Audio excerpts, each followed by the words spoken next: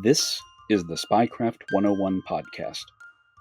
Welcome to your clandestine classroom. This is episode number 163 of the Spycraft 101 podcast. This is another solo episode where I share my own research with you. If you are a longtime listener, you've probably heard my two previous episodes on mysterious deaths connected to espionage and the intelligence community. If not, you may want to go back and listen to episodes 76 and 114 when you have the time. Today I'm going to cover a related subject that I've only briefly touched on in previous episodes, and that is when and how the world's intelligence agencies have captured foreign case officers, spies, and even their own defectors alive after they've already escaped to other countries. As you probably realize, killing a target in another country is difficult enough, especially when they are enjoying the security of the host nation that welcomed them in. But it's often even more difficult than that to get them back alive, as you'll hear. Different methods have been used over the years, and despite all the planning and preparation that goes into it, it often goes wrong at the critical moment. Sometimes the target escapes, and other times they are inadvertently killed during the operation. I'm going to cover 5 instances from the Cold War and beyond where these kidnappings or renditions occurred. As always with this type of episode, these are not by any means the only times this has happened. These are just some of the most thoroughly documented incidents that I've found to date. Also in this episode, I'm not going to cover any events from the post-9/11 U.S. government rendition program, simply because that is such a large subject that I plan to devote an entire episode to it sometime soon. But before we dive into this story, I want to say a big thank you to everyone listening who is also supporting me on Patreon, including Jesse G. and Mason S. Your monthly contributions there help me keep this podcast going week in and week out. As a way of thanking my patrons, I offer a lot of great freebies and promotions, including free and discounted books and products from the Spycraft 101 store. Patrons also get exclusive access to long-form articles of mine that aren't available anywhere else. If you haven't signed up for my Patreon yet, but you want to, just click the link in the show notes on whatever podcast platform you're listening to right now. So to begin with, we'll go back nearly 100 years to Georgy Agabekov. Agabekov was the first senior Soviet intelligence agent to ever defect to the West, and he later became one of their earliest known targets outside of the USSR. Leading up to the time of his defection in 1930, Agabekov was the chief of the eastern section of the OGPU, which predated the NKVD and the KGB, and was the primary Soviet secret police organization between 1923 and 1934. He was born to an ethnic Armenian family in Turkmenistan in 1895 by the name of Georgy Sergeyevich Arutyanov. Later on, he began using the name Georgy Agabekov as one of his 2 primary aliases, and that is how he is referred to in most historical accounts. Georgy grew up speaking Farsi, Turkish, Russian, and his own native Armenian. In 1916, he was drafted into the Imperial Army and later commissioned as a warrant officer. But once the revolution began, he joined the Red Army and served as a commissar and later as a battalion commander. By 1920, his military experience, his language skills, and his commitment to the revolution all brought him to the attention of the Cheka. He was recruited into the new secret police organization, and over the course of the next 10 years, he rose through the ranks as a highly effective and reliable operative. For the first year and a half of his new career with the Cheka, he worked on internal security operations, ferreting out dissidents and military deserters to stand trial and often to be executed. Afterwards, he moved into foreign operations where he stayed for the remainder of his career until he defected. He joined the Eastern Section, which was responsible for agent operations in the entire Middle East and East Asia. In late 1929, he was transferred to Turkey to take over the entire illegal agent network in country. Once he arrived, he hired a 19-year-old English woman named Isabel Streeter as a language tutor. Isabel's family had moved to Turkey many years before to operate a grain mill. At age 18, Isabel began working in Istanbul as a typist at a shipping company and later at the British Embassy. She answered a newspaper classified ad from Agabekov in which he was seeking an English tutor, and both of their lives changed forever. Agabekov soon fell in love with Isabel, and she fell in love with him as well. Isabel's family was completely against her marrying him, and Agabekov also knew that the relationship would be the end of his OGPU career. But his growing dissatisfaction with the organization, combined with his love for Isabel, compelled him to act. The two of them left Turkey and traveled to Paris, where Agabekov offered his services to the French government. He and Isabel married soon after that. The French were not especially interested in Agabekov at the time, apparently because he was not as forthcoming as they would have liked. He was soon expelled from the country, so he and Isabel rented an apartment in Brussels, Belgium, while he worked to establish a relationship with British intelligence from there. That took him a while to accomplish, but eventually there was some give and take with the British and a small income for him, although it doesn't look like they realized just how valuable Agabekov could be if he was properly debriefed and utilized. Besides reporting directly to the intelligence services, Agabekov also wrote 2 books detailing the activities of the OGPU. Both books were apparently a mix of fact and fiction, although a lot of what he wrote has been independently verified in the years since they were published. The European intelligence agencies weren't providing enough income for Agabekov and his wife to live on, so they had to earn a living by other means. He continued using the skills he developed with OGPU in business ventures which took him all over Europe. Apparently, at least some of these business ventures were in the black market because he was arrested at least twice in Belgium for theft. Meanwhile, the OGPU pulled out all the stops in their effort to either kidnap or kill Agabekov by any means possible. They initially launched an enormous, complex deception operation to lure him back to Russia. He received a very lucrative offer to help smuggle out the wife and daughter of a wealthy Russian expat living in France. But Agabekov was too careful, and he declined to go back, so the operation failed. Then, in early 1932, the OGPU tried to forcibly kidnap him while he was in Romania, and very nearly succeeded.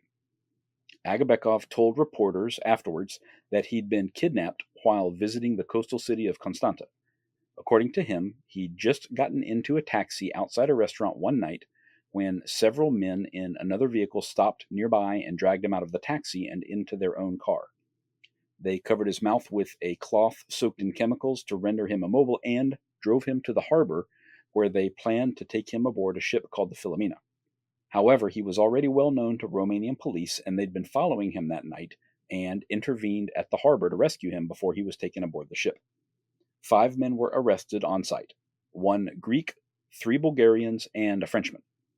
The incident appeared in a weekly magazine and even featured an oil painting on the cover of him being dragged towards the gangplank of a freighter in the harbor just as Romanian police arrived to rescue him.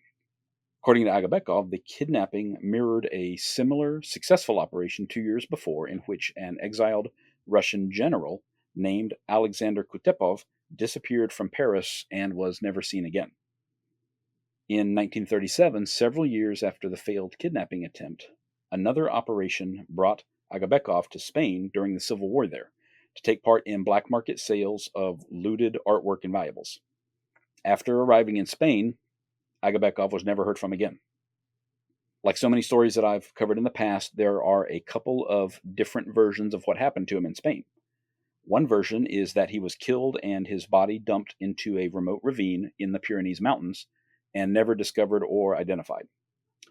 But former NKVD General Pavel Sudoplatov wrote in his book Special Tasks that he was brought from there to Paris, where a Turkish assassin executed him and packed his body into a suitcase, which was dropped into the River Seine. After so many years, it's unlikely that the truth about what happened to Agabekov in the end will ever be conclusively known. Now moving on to Berlin, which in the early days of the Cold War wasn't just a hotbed of espionage, but of kidnappings and renditions as well. This was especially true leading up to August 1961, when construction began on the Berlin Wall. Before that, the Soviet occupation zone was separated from the other 3 zones only by movable barriers and checkpoints. That made it far easier for people from both sides to come back across either way, which in some cases meant it was easy to smuggle someone from west to east, where they might potentially never be seen again. Figures vary across different sources, but hundreds of people were snatched by the Soviets and the East Germans in the late 1940s through the 1950s. That was the case for Dr. Walter Linse, an attorney kidnapped by East German agents in 1952. Linse was a member of the Investigating Committee of Free German Jurists, which maintained informants in East Germany and distributed propaganda materials to highlight instances of injustice and violations of human rights in East Germany. The organization was guided and funded by CIA under a program called CADROIT. At its height, the Free German Jurists employed 75 people in West Berlin and had as many as 2,000 informants in East Germany. Soviet and East German authorities did everything they could to hamper this and other West German organizations, but Linse's kidnapping was a major escalation of their activities in West Berlin at that time. He was in the middle of planning an International Jurists Congress in Berlin that summer, which ultimately was attended by representatives from 42 different countries. The intent behind his kidnapping was to prevent the Congress from taking place at all, or at least severely hamper it. On July 8, 1952, Linse had just stepped out of his home in the American zone when he was approached by a man asking for a light for his cigarette. When Linse began to search for his own lighter, he was grabbed by that man and at least one other and shoved into a waiting taxi. While they tried to force him into the back seat, he resisted, so they shot him in one calf, after which he complied. The taxi then sped towards the border with the Soviet zone, where the guards were apparently ready to allow it to pass through quickly. A truck driver who witnessed the kidnapping initially pursued the taxi, but the kidnappers fired a pistol at him and even threw angled nails into the road to act as caltrops to puncture his tires.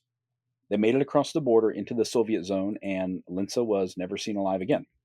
His kidnapping made waves in West Berlin, and 2 days later, 25,000 people demonstrated in the streets to call for his release. Life magazine ran an article about the incident, which included a picture of a single dress shoe lying in the street turned over on its side. The implication was that he lost the shoe as he was forced into the taxi, but it wouldn't surprise me if it were a prop placed there by the photographer for dramatic effect. Berlin police launched a 4-month-long investigation, and by November 1952 had identified 4 East Berlin career criminals who were involved in the kidnapping, along with 13 other associates. One of the kidnappers was arrested the next year after his fiance's brother informed on him to the police. Under interrogation, he revealed the details of the kidnapping and was sentenced to 10 years in prison. The group was known by the code name Weinmaster, and the East German Ministry of State Security paid them 500 to 1,000 marks for each kidnapping operation they took part in. According to the West Berlin police, all 4 of the men had previous convictions on charges of murder, burglary, embezzlement, and safecracking. They were also allowed to sell cigarettes, coffee, and other items on the thriving black market that existed in East Berlin at the time. Linse was jailed in East Berlin, then transferred to Moscow and tried before a Soviet court. The U.S. High Commissioner for Germany demanded answers from the Soviets, but they claimed not to know anything about him. They also jailed him under a different name so that they could say they were not holding anyone named Walter Linse. For many years, his fate was completely unknown outside of the Soviet Union. But based on information that only fully came to light in 1996 after the fall of the Soviet government, he was executed on December 15, 1953, then cremated, and his ashes were buried in a mass grave in Moscow. But one source at least claimed that he was seen alive in a prison camp at Vorkuta in 1955. Linse was seen as a very sympathetic figure in the early Cold War period for many years, and the street that he lived on was renamed Walter Linse Strauss in 1961. But in 2007, when a literary prize worth 5,000 euros was announced in his name, German historian Klaus Bachlein publicly presented his own research, which showed Linse had been a Nazi Party member up through 1945 and had played a key role in the so-called Aryanization of Jewish-owned businesses in his hometown beginning in 1938. It's no secret that former Nazi Party members were utilized by the American government against the Soviets after World War II, So these revelations aren't really a huge shock, but it is surprising that they were so little known for so many decades after his kidnapping. So another international kidnapping operation that went awry took place in London in July 1984. That year, a group of former Mossad officers worked with Nigeria's National Security Organization to kidnap a corrupt former minister and return him to Nigeria to stand trial or worse. However, the plan was foiled at practically the last moment by an alert British customs officer at the airport. Dr. Alhaji Umaru Dikko had been Nigeria's Minister of Transportation in the early 1980s until the civilian government under his brother-in-law, President Shagari, was overthrown in a military coup at the end of 1983. Dikko fled to London and was accused by the new government of having embezzled as much as 1 billion British pounds or more during his tenure as a minister. He allegedly maintained bank accounts in Switzerland and the United States. As the transportation minister, he had overseen imports and exports and all activities at ports and borders, which put him in contact with lots of foreign businesses and, of course, offered many opportunities for bribery and the skimming of funds. So it's no surprise that he was able to amass millions or more in his personal accounts. Nigeria has historically always been a very corrupt country, so he was not especially different from any other senior government leader there, including the military officers who took over after the coup d'etat. But he quickly became a high priority target as a way of blaming the previous civilian government for many of Nigeria's ongoing problems. Once the new military government decided that they wanted to kidnap Dikko and bring him back to stand trial, they turned to an old friend, Israeli citizen Elijah Cohen. Cohen had spent many years in Lagos as the representative of a construction firm there, which bid on large infrastructure projects in the developing country. Along the way, he'd forged many relationships with junior and mid-level military officers, and over the years, those officers rose to positions of high authority. Cohen was a combat veteran from Israel's War for Independence, and he often played up his experience and his connections to Israeli intelligence, according to an article published in 2001 following his death. Cohen was approached by a now retired officer he'd known for years, and after he accepted the proposal, he was paid somewhere between $3 and $5 million to plan and carry out the kidnapping. First, he had to find the right men to carry out the plan, and then he had to find Dikko himself. No one was yet certain where he was hiding out since he'd just disappeared a few months before. Cohen approached Alexander Barak to lead the operation on the ground. Barak spent time with military intelligence and later in the Mossad, at least according to some sources. In fact, reporting on the entire incident points in different directions at times. Some of it seems to downplay the Mossad and Israeli government connections and describe this mostly as a mercenary operation funded by the Nigerian government. But other sources make it clear this was essentially a partnership between the two nations. Barak and Cohen contracted with a New York-based private detective agency to locate Dikko in the first place. That firm was able to track him to London and establish some surveillance to find his home and watch his daily movements. Dikko had settled into a large and very expensive house just outside of Hyde Park in central London. Barak recruited an anesthesiologist named Dr. Lev Shapiro to create and administer the drug cocktail to Dikko once they got their hands on him, and then to monitor his vital signs all the way back to Nigeria.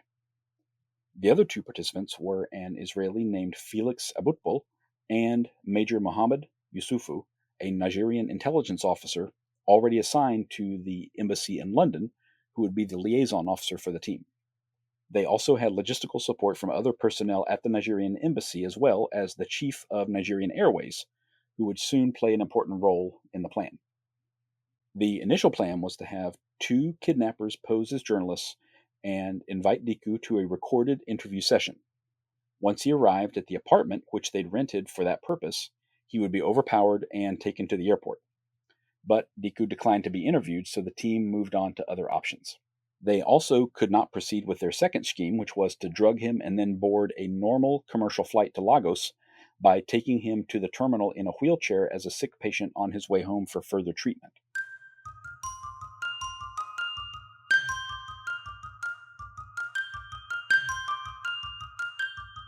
Before we go on, I want to tell you all about a new podcast from Tenderfoot TV called To Die For. Imagine you were a fly on the wall at a dinner between the Mafia, the CIA, and the KGB. That's where this unprecedented podcast begins. Brought to you by the makers of the hit podcast To Live and Die in LA, To Die For marks the first time a Russian-trained honey trap has told her story from beginning to end. Taught to seduce men for their secrets and sometimes their lives, Alia Rosa was trained to believe that her body no longer belonged to her. It belonged to the state.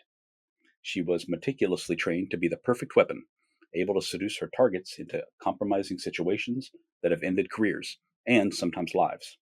From Tenderfoot TV, the studio that brought you Up and Vanished, and To Live and Die in LA. Make sure you check out To Die For, available beginning on March 26th, wherever you get your podcasts.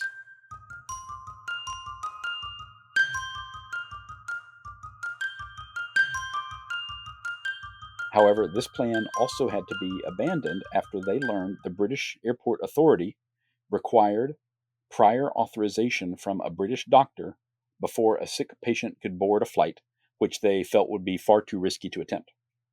So the third plan was the one that they finally used. Major Yusufu helped acquire a van painted with bright yellow and adorned with a sign from British Telecom, which they would park outside his home. The team would pull him into the van, dose him with an anesthetic, and drive to Regent's Park Zoo, where they would transfer him into one of two specially built crates that would be labeled as diplomatic mail, then loaded onto a Nigerian Airways Boeing 707 cargo plane and flown to Lagos. The two crates were each large enough for two men. Dr. Shapiro would travel inside one with Diku, and Barak and Abutbul would travel in the other one. But on July 5th, the day of the kidnapping, things started going wrong almost immediately. Major Yusufu was supposed to fly that day as well, posing as one of the flight crew members, but he neglected to bring his flight crew uniform. A Nigerian Air Force officer never delivered the necessary paperwork to allow the diplomatic mail to pass through customs without being inspected. And the van with the crates in it was not quite ready to meet them at Regent's Park Zoo by the time they had to move. Nevertheless, the team went ahead with the operation. They forced Diku into the van just after he'd stepped out onto the sidewalk in front of his home on his way to a meeting with a magazine editor. But, unfortunately for them, Diku's British secretary, Elizabeth Hayes, happened to be outside the front door when he was grabbed, witnessed the entire thing, and alerted the authorities immediately. Diku himself was wearing a pager clipped to his belt, and while he was in the van with his captors, it beeped with a message from Elizabeth which read, "Don't worry, we've informed the police and called for help." Although they had expected authorities to learn about the kidnapping fairly quickly, the team now knew that it would be a race to get airborne as fast as possible. Once they got to Regent's Park Zoo, the crates were waiting for them as promised. Diku was loaded into one of them after being fitted with a heart monitor, breathing tube, and handcuffs just in case he woke up during the flight. Then the team drove on to Stansted Airport north of London, where the Nigerian Airways 707 was waiting for them. At the airport, Customs Officer Charles David Morrow noticed that the crates were not properly marked and manifested as diplomatic mail and became suspicious when a waiting Nigerian official said they needed to be left off the cargo manifest. Stansted Airport is much smaller than London's other airports, and even as a customs officer, Morrow had never had to deal with diplomatic mail before. It was also very unusual to see a Nigerian Airways jet here instead of at Heathrow or Gatwick airports. There were also two black Mercedes sedans at the airport bearing Nigerian diplomatic license plates. Around the same time, the All Points Bulletin came through announcing the suspected kidnapping of a Nigerian national, and Morrow quickly put two and two together. After conferring with his superiors, he decided to open the crates, at which point the Nigerian official immediately ran away from the aircraft before sheepishly returning. Inside, Morrow glimpsed what he thought were bodies and immediately alerted the police after blocking the lids shut with a forklift. Barak and his team were all arrested on site. Following a high-profile trial, they were sentenced to between 10 and 14 years each in prison, but all of them were released within 9 years. The Israeli and Nigerian governments denied involvement in the operation, but diplomatic relations between the United Kingdom and Nigeria broke down and weren't fully restored until 2 years afterwards. Elisha Cohen, who put the operation together, apparently never spoke of it publicly before his death in the year 2000. And as for Umaru Diku, following his rescue, he continued living in London and passed away from natural causes in 2014. Unlike some of these events that were kept quiet for years or even decades afterwards, there was one incident that turned into a very public international fiasco for all three governments involved on day one. This was the capture and rendition of Kurdish leader Abdullah Öcalan in Nairobi, Kenya in February 1999. Öcalan was the founder of the Kurdistan Workers' Party known as the PKK, which had been in armed conflict with the Turkish government since 1984. He was a believer in Marxist-Leninist theory and intended to form an independent Kurdish nation, which would be carved out of Turkish territory. By 1999, after 15 years of low-intensity conflict, more than 30,000 people had died. The PKK was declared a terror group by the United States, Turkey, the European Union, and other nations. However, despite this, Öcalan and the PKK had their share of international supporters as well, including at least a few members of the government in Greece. Over the years, Öcalan spent most of his time running the PKK from inside of Syria until he was forced to leave due to diplomatic pressure from Turkey and the United States in October 1998. He then sought out political asylum while traveling to several different countries, including Greece, Italy, Russia, and then back to Greece again. According to the book Gideon's Spies by Gordon Thomas, while Öcalan was in Rome, the Israeli Mossad attempted to find and capture him after Prime Minister Netanyahu received a request for assistance from the Turkish Prime Minister. Although the Mossad team located the apartment in Rome where he was staying and were able to follow him around, he flew out of Rome unexpectedly before they put their plan into action. Although he had many supporters in Greece, the government there refused to shelter him due to the tensions it would create with Turkey. However, at the end of January 1999, Öcalan and two female aides were in St. Petersburg, Russia, and needed to leave the country.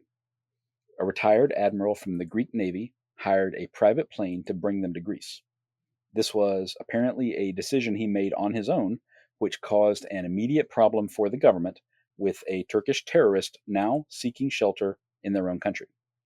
After a flight to the Netherlands was turned back, the Greeks flew him to their embassy in Nairobi, where they tried to assist in finding a country that would grant him asylum. He flew on a false passport in the name Lazaros Mavros, who was a real person, in fact, a well-known journalist and supporter of the PKK from Cyprus. In hindsight, that seems like a very risky move under the circumstances, considering he had to pass through Kenyan customs upon arriving in country.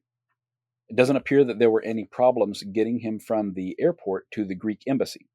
But once he was there, pressure quickly built against that government as CIA and the Turkish MIT intelligence agency, and probably Mossad as well, were all aware of his recent arrival. Nairobi was likely a very poor choice for hiding a wanted terrorist because the U.S. Embassy there had just been bombed by al-Qaeda less than 6 months earlier in August 1998. So there would certainly have been a heightened state of surveillance and awareness of suspicious activity around that time frame, and probably much greater cooperation from the Kenyan government. After 15 days in the embassy, the situation had become completely untenable. Öcalan had flown in with an officer named Savas Kalantaridis from the Greek EYP intelligence service. Kalantaridis was such a strong supporter of Öcalan that he ignored or rejected commands from his superiors to escort Öcalan out of the embassy and put him in a nearby hotel so the government could essentially wash their hands of the whole issue.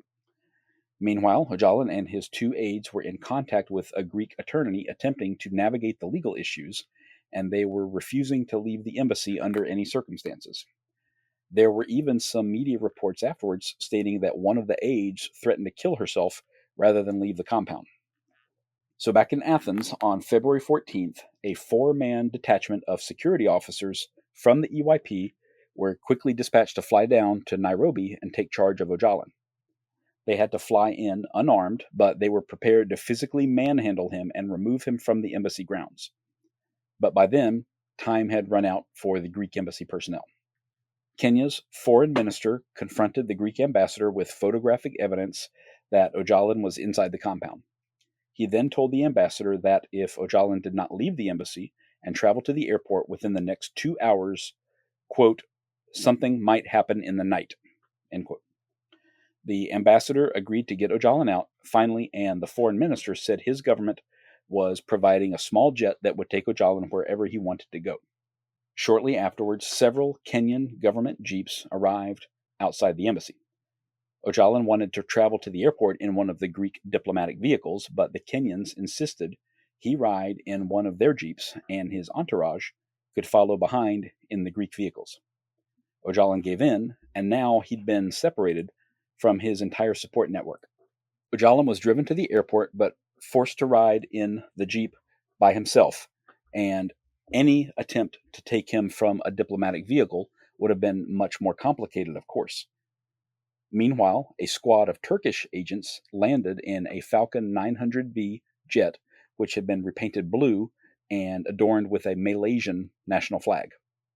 On the way to the airport, the jeep carrying Öcalan suddenly accelerated and left the rest of the convoy behind.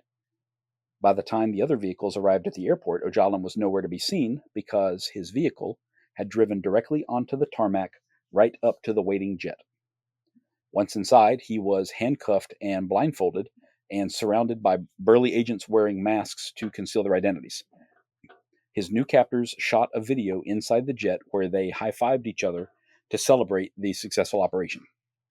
It's not totally clear who was inside the jeep that transported Öcalan to the airport, but the book Gideon Spies by Gordon Thomas, which I just mentioned a minute ago, tells an interesting version of events in Nairobi during that 2-week period. He wrote that a Mossad team arrived in Nairobi on February 5th, shortly after a Dutch official notified them that Öcalan had departed from the Netherlands on a flight bound for Kenya. They set up surveillance on the Greek embassy and were able to make contact with one of his Kurdish aides who came in and out of the compound. The aide believed one of the Mossad's agents was a fellow Kurd who was in Nairobi for business and let down their guard enough to speak freely about Öcalan's presence in country. For several days, the Mossad kept an eye on the situation until ordered to try to get Öcalan by any means necessary. They followed him to the airport, and Thomas even seems to hint that it might actually have been Mossad agents who seized Öcalan, not Turkish agents. He doesn't come out and say it directly, and I haven't seen any other sources yet that indicate Israeli involvement during his actual capture. Öcalan was put on trial and sentenced to death less than a year after he was captured. However, his sentence was commuted to life in prison in 2002 after Turkey abolished the death penalty nationwide. He remains in prison to this day, but is still the spiritual head of the PKK and has some limited contact with the outside world. The entire affair brought relations between Greece and Turkey to their lowest point in 25 years. It was also hugely embarrassing to the Greek government and to the Greek populace as well. 3 Greek cabinet members and the chief of their EYP National Intelligence Agency were forced to resign for their roles in this whole debacle.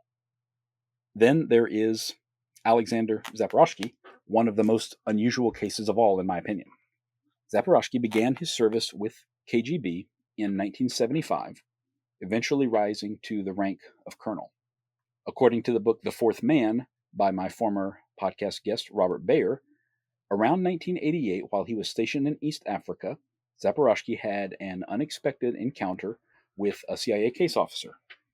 The case officer came away from that meeting with a sense that Zaporozhky was conflicted about his service in the KGB, and his internal conflict could potentially be exploited. So CIA kept him on their radar, so to speak, over the next few years, even as the Cold War ended. For a long time, they had no contact with him until 1992, when the brand new Russian government was establishing warmer relations with the U.S., at least for a short period of time. At an official meeting in Moscow, the CIA chief of station was shocked to see Zaporozhky in attendance and slipped him a note while the two were riding in an elevator together. Zaporozhky didn't respond that time, but the following year, He was part of a group that came to Washington, D.C. for a conference. This time around, he was able to spend some one-on-one time with a CIA officer and dropped a bombshell on him, saying that another officer, an SVR officer, had traveled to Caracas, Venezuela, the year before to meet with a mole within the CIA.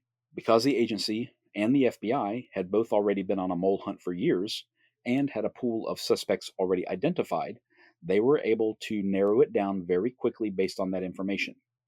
They realized that Aldrich Ames had traveled to Venezuela around the time that Zaporoshky was claiming the meeting had happened. With that one piece of information, he had instantly become one of the most valuable spies ever inside the Russian government. Ames was arrested by the FBI in February 1994 and is still in prison to this day. Zaporoshky's official code name was Scythian, but most people who knew of him at all just called him Max.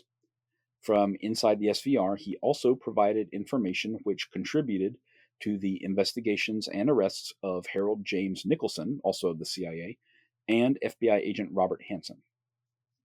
During this incredibly successful run as a mole for the CIA, he had apparently no reason to think he'd come under suspicion, and he retired from the SVR in 1997.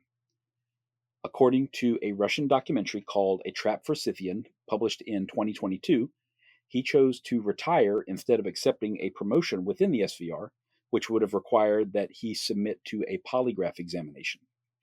This caused the counterintelligence branches of the SVR and the FSB to take note, but it wasn't enough to warrant an arrest. The following year, he and his family moved to Prague in the Czech Republic, and later from there to the United States. This should have been even more alarming, but at least initially, it looks like neither agency took any immediate action. Once Zaporoshky and his family were in the U.S., they entered the Defector Resettlement Program. The program authorizes up to 100 foreigners each year to enter the United States as permanent residents, regardless of their admissibility under other immigration laws, if it is deemed in furtherance of the national intelligence mission. He later on opened up his own business called East West International Business Consulting, which he ran out of his home in a suburban community outside of Baltimore, Maryland, and he traveled to Europe on occasion over the next few years, apparently thinking he'd completely gotten away with it all. He even had some contact with his former colleagues, calling them from the US sometimes to keep up with current events in Russia, and even meeting them on occasion during his travels to Europe. Then, in 2001, he learned of a reunion taking place in Moscow for former KGB officers to celebrate the anniversary of the founding of that organization. And he decided to attend, thinking he'd be welcomed back with open arms. When he mentioned this over dinner one night to Joe Augustine, the head of the Defector Resettlement Program, Joe told him in no uncertain terms that he absolutely should not go back to Moscow, that it was too dangerous. But Zaporoshky was confident that he was safe and decided to go back anyway. Joe told him they'd probably never see each other again, and it turned out that he was correct about that. The Russian documentary I mentioned a minute ago also stated he was hoping to meet a young woman he'd been communicating with who was actually an SVR employee, so he might have been honey-trapped by his own agency. Zaporoshky flew back in November 2001 and was arrested at the airport as soon as he arrived. He was put on trial and, in 2003, sentenced to 18 years of hard labor. He spent the next 7 years in prison. Meanwhile, his wife Galina, who was still living at their home in Maryland, passed away. Zaporoshky was freed unexpectedly in the very famous spy swap at the Vienna airport in 2010. 10 Russian agents who'd been arrested almost simultaneously by the FBI were exchanged for Zaporoshky and 3 other Russians, all of whom had worked for American or British intelligence. Zaporoshky came back to the East Coast and now lives a much quieter and more careful existence as far as I can tell. And I've said this before on earlier episodes, but it is still astonishing to me that someone in his position could convince himself that there was no danger in returning to the scene of the crime, so to speak. It's understandable that even when a defector leaves a place for all the right reasons, they will still miss many aspects of their old lives. But he should have been smart enough to know that that was the trade-off he made, and one he would have to live with forever. His payments and resettlement package had been estimated to be worth around $2 million, which should have been enough of an incentive to remain in place. But in the end, he believed what he wanted to believe, and he paid a high price for it. You can hear more about Zaporoshky and the Defectors Resettlement Program in episode 115 with Joe Augustine if you're interested and if you haven't heard it already. If you enjoyed this episode, I'm planning at least one more like this in the near future, as there are several other similar stories that I didn't cover here, including Mordecai Vanunu, who was kidnapped in Italy by Mossad after he publicly revealed their secret nuclear research program. So make sure you stick around for that one. You can also read more about these stories on my Patreon page. I just published an article there on kidnappings, which include lots of photos and a list of references if you want to keep reading more about these stories straight from the original sources. And if you're interested in more of Spycraft 101, look for my page on Instagram at Spycraft 101. Thank you all for listening, and I hope you'll stick around because there's lots more to come. Disclaimer. This podcast is for entertainment purposes only. The stories and statements expressed herein are experiences and opinions. They may not reflect the views of the host or the production studio. It's okay if you disagree with our content. No piece of media is right for everyone. If you love Spycraft 101, please check us out online, on Instagram, on YouTube, and especially on Patreon. Thank you for listening.